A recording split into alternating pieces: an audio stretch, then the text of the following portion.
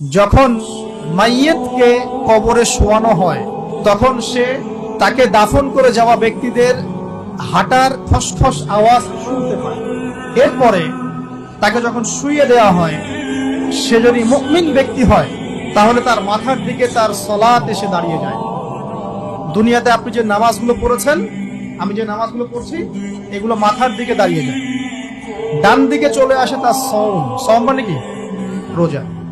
বাম দিকে চলে আসে যাকাত। তারপরে পায়ের দিকে চলে আসবে তার আত্মীয়তার সম্পর্ক রক্ষার ইবাদত, তার যে অন্যান্য দান সদকা, তার নফল আমল, তার তাসবিহ তাহলিল, তার কোরআন তেলাওয়াত ইত্যাদি পায়ের দিকে চলে আসবে। এখানে একটা হাদিস এসেছে, সূরাতুল মুলক যে ব্যক্তি রাতের বেলা তেলাওয়াত করবে, কোন সূরা ভাই? তাবারাকাল্লাযী বিয়াদিহিল মুলক ওয়া হুয়া আলা কুল্লি শাইইন কাদির। এই সূরা যে ব্যক্তি রাতের বেলা করে তেলাওয়াত করবে, ইনশাআল্লাহ সূরা মুলক ও কবরে তার সাথে থাকবে এবং কবর আযাব থেকে সূরা মুলক তাকে বাঁচাবে ইনশাআল্লাহ। আমি বুঝাচ্ছি যে কি অবস্থাটা হবে। এবার দুজন ফেরেশতা মাথার দিক থেকে আসবেন, আসতে চাইবেন, সালাত বলবে এখান দিয়ে আসা যাবে না, এদিক দিয়ে আসা যাবে না। ডান দিক দিয়ে আসতে চাইবেন, এদিক দিয়ে আসা যাবে না।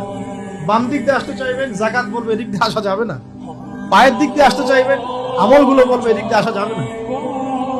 তখন যাই হোক তারা আসবেন। এটা তাদের এটা কথা কি?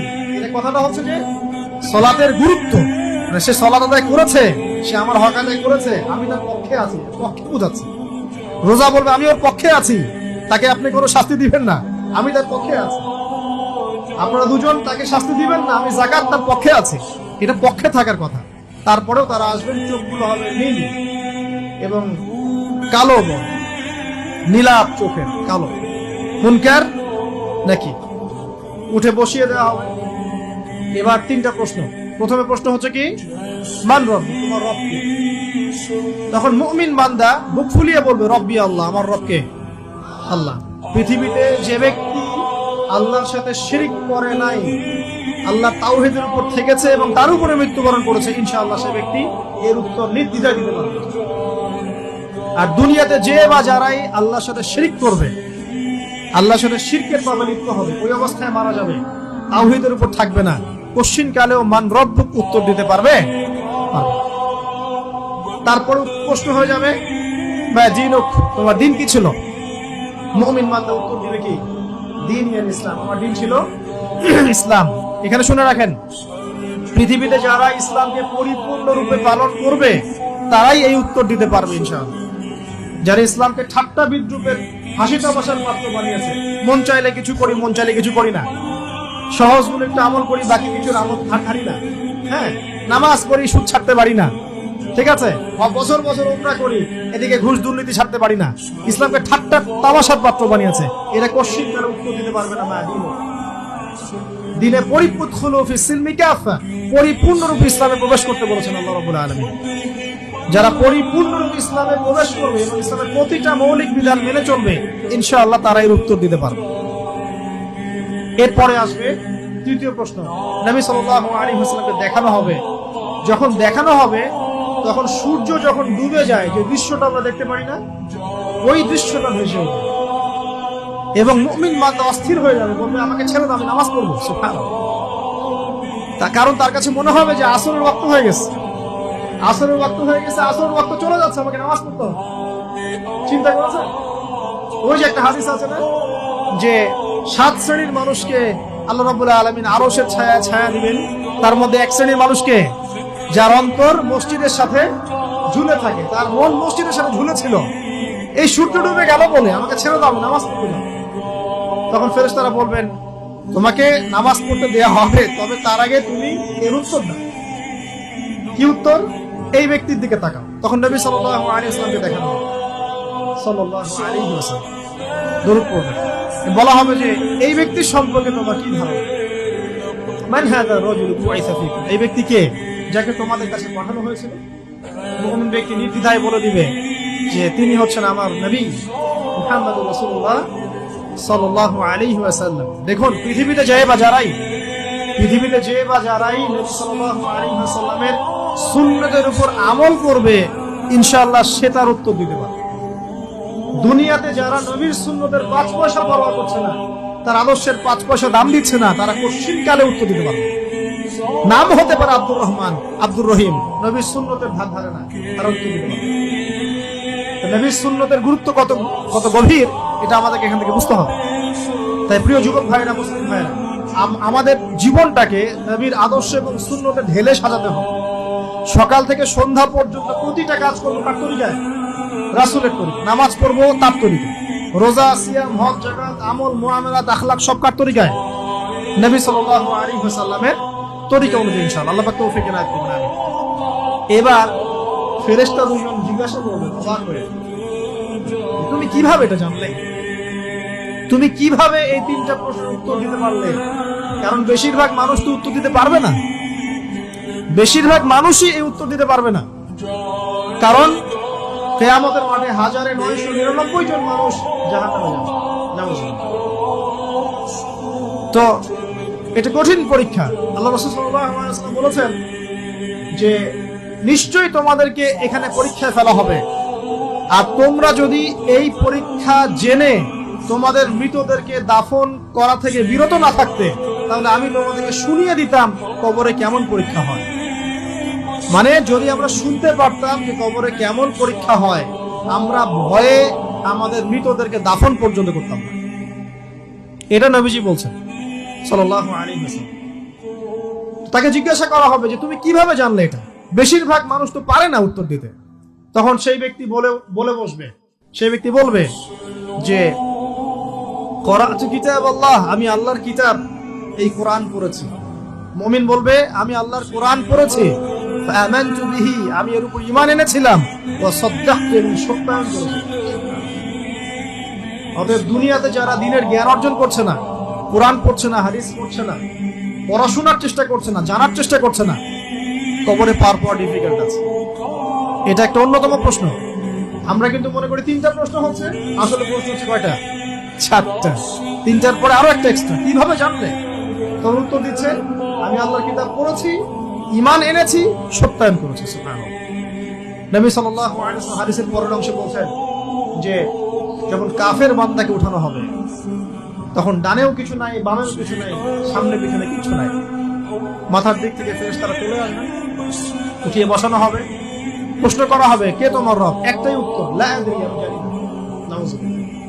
কি তোমার দিন? লা আদরি, আমি জানি না। এই যে আল্লাহর তো খবর নাই, আল্লাহ পাকের বিধান মেনে চলার কোনো খবরই নাই, পরোয়াই নাই। সে জানবে কিভাবে ইসলাম কি জিনিস? সে জানবে কিভাবে আল্লাহ কি জিনিস? ও তো আল্লাহকে চিনেই না। দিব্যি বলে বেড়াচ্ছে মহাবিশ্ব সৃষ্টি হয়েছে বিগ ব্যাং থেকে, আল্লাহ বলে কেউ নাই। মানুষ সৃষ্টি হয়েছে বান্দর থেকে, নাউযুবিল্লাহ। ওই যে ডারউইনের মতবাদ, থিওরি অফ ইভলিউশন, হ্যাঁ তাই তো মনে হয়, অনেকদিন আগে পড়ছি ভাই, ভুলে গেছি। তো যাই হোক, মানুষ তো আল্লাহকে চিনছে না। এখনো মানুষ মনে করছে যে আল্লাহ বলতে কেউ নাই। এবং এই মুক্ত চিন্তার নামে, বাক স্বাধীনতার নামে নাস্তিকতার যে চর্চাটা বেড়েছে বাংলায়, এটা আশঙ্কাজনক।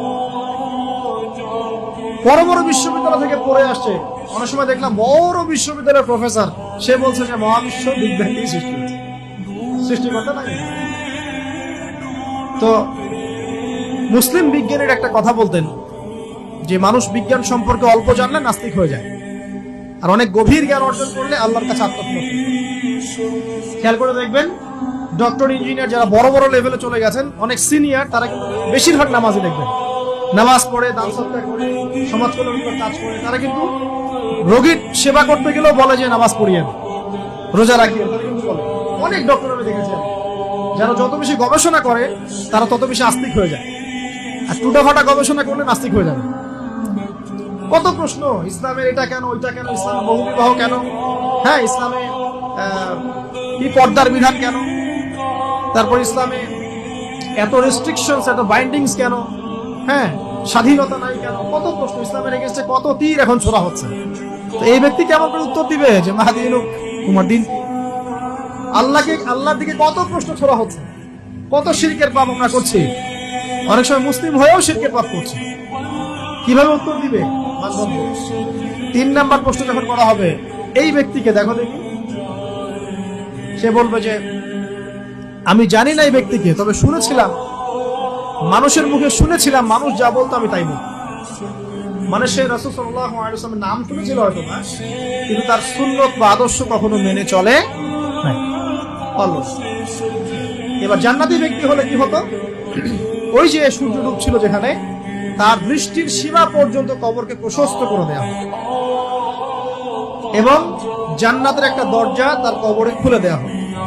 এটা কিভাবে করা হবে সেটা আল্লাহ পাক জানেন, এটার ব্যাখ্যা করার জ্ঞান আল্লাহ আমাদেরকে দেন নাই।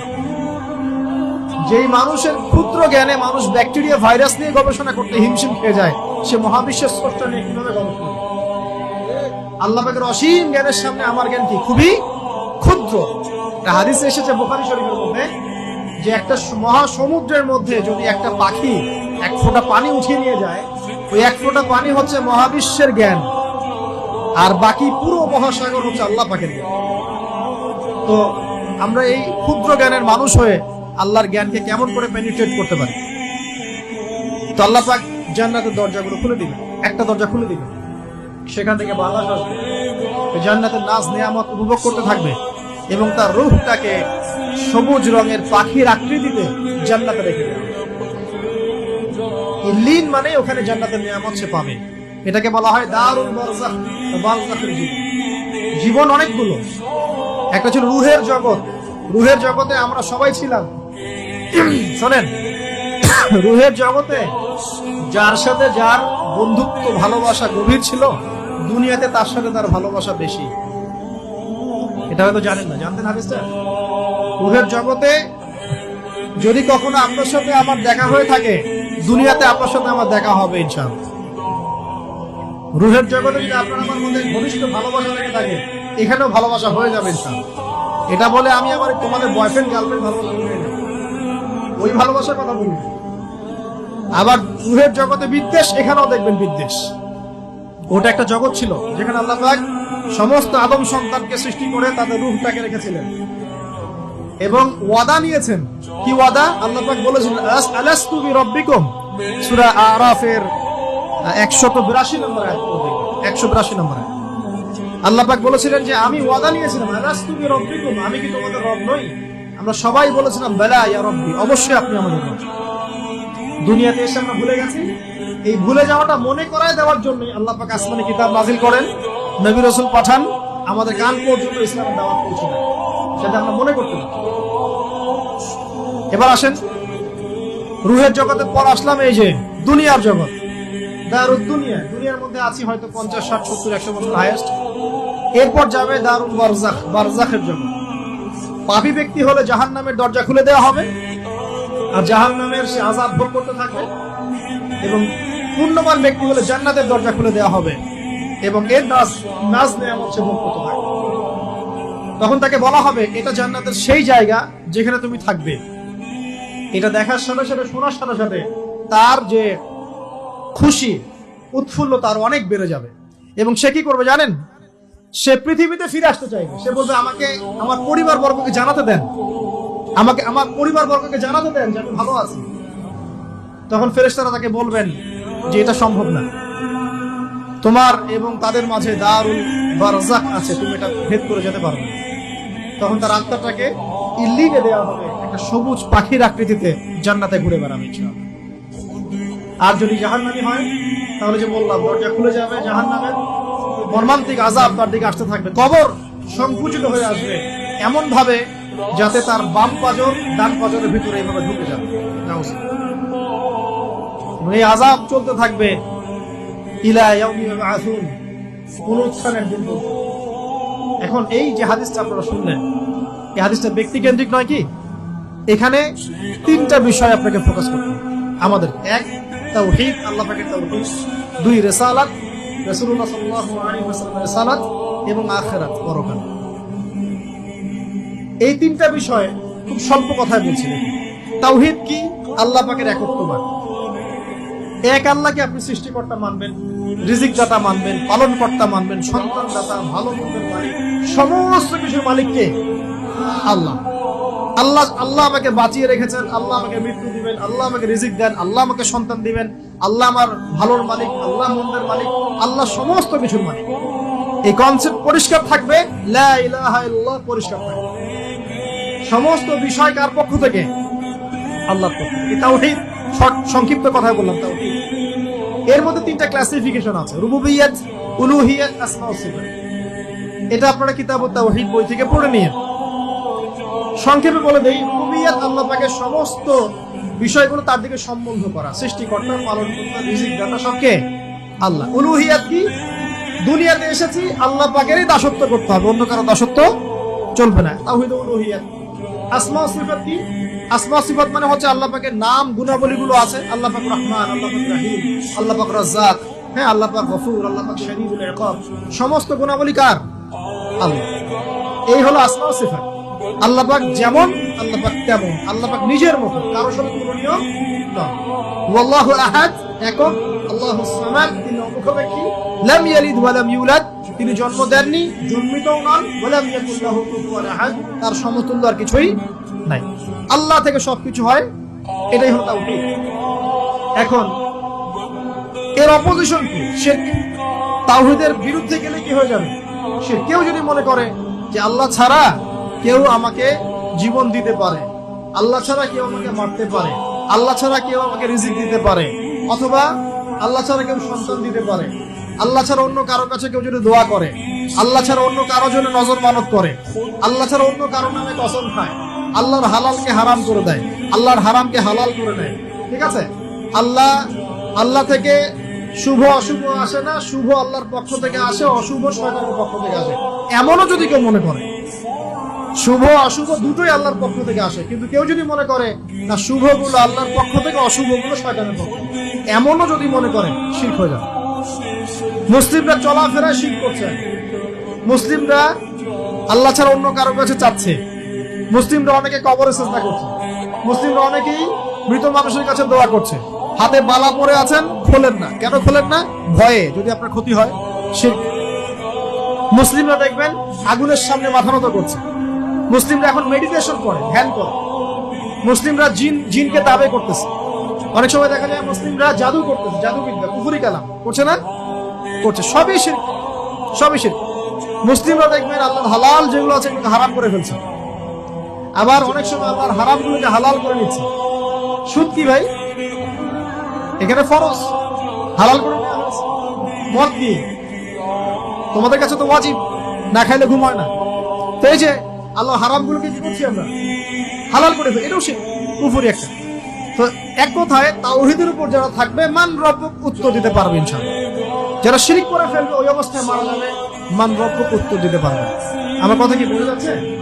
আমি সহজ করার চেষ্টা করছি, কিন্তু হয়তো পারছি না, এটা আমার ব্যর্থতা। এক কথায় যদি আমরা কবরের প্রথম প্রশ্নের উত্তর দিতে চাই, তাহলে আমাদেরকে অবশ্যই তাওহীদের উপর থাকতে হবে, শিরকে যাওয়া যাবে না। প্রিয় ভাইরা, শিরকের পাপ থেকে আজকে তওবা করে ফেলবেন। আল্লাহ জেনে না জেনে জীবনে যত শিরক করেছে আল্লাহ মাফ করে দেন, এবং আগামী দিনগুলোতে শিরকের পাপে লিপ্ত হয় না। প্রিয় ভাইরা, যদি আপনার আমলনামায় আসমান জমিন সমানও পাপ থাকে, শিরকের পাপটুকু না থাকে, আল্লাহ পাক আপনার পুরো পাপ মাফ করতে পারবেন ইনশাআল্লাহ। আল্লাহ পাক বলেছেন, মিরাজের রাতে নবী সাল্লাল্লাহু আলাইহি ওয়াসাল্লামকে আরশে আযীমের কাছে উঠিয়ে নিয়ে আল্লাহ পাক 3টা ওহী করেছেন। কয়টা ওহী? একটা ছিল 5 ওয়াক্ত নামাজ, ঠিক আছে? 2 নাম্বার হচ্ছে সূরা বাকারার শেষের 3টা আয়াত। 3 নাম্বার একটা ওয়াদা, একটা প্রতিশ্রুতি। সেটা কি?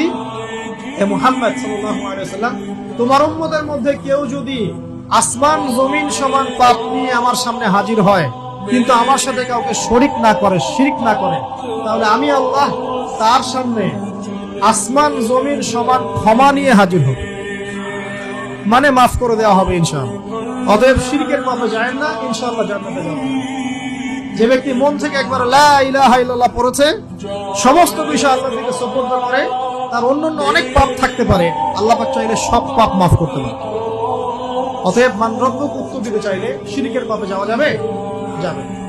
আধুনিক শিরকের মধ্যে সবচেয়ে ভয়ঙ্করটা হচ্ছে এটা, যে আমরা আল্লাহর হালালকে হারাম করে নিচ্ছি। দিনই ইলম অর্জন আল্লাহর জন্য, প্রতিটা কাজের করার আগে নিয়ত ফিক্স করবেন, কেন করব? পরকালীন স্বার্থ থাকলে করব, না হলে করব। কেন তুমি টিকটকে যাবা না? কারণ পরকালীন কোনো স্বার্থ নাই। কেন তুমি ফ্রি মিক্সিং অ্যাফেয়ার্সে যাবা না? কারণ পরকালীন কোনো স্বার্থ নাই। কেন মদ খাবা না? পরকালীন কোনো স্বার্থ নাই। কেন মিউজিকে যাচ্ছ না? কারণ পরকালীন কোনো স্বার্থ নাই। কেন তুমি এই যে সুদ খাবা না, কারণ পরকালীন কোনো স্বার্থ নাই। যে কাজে পরকালীন কোনো স্বার্থ নাই সে কাজে কোনো মুমিন মুসলিম নাই।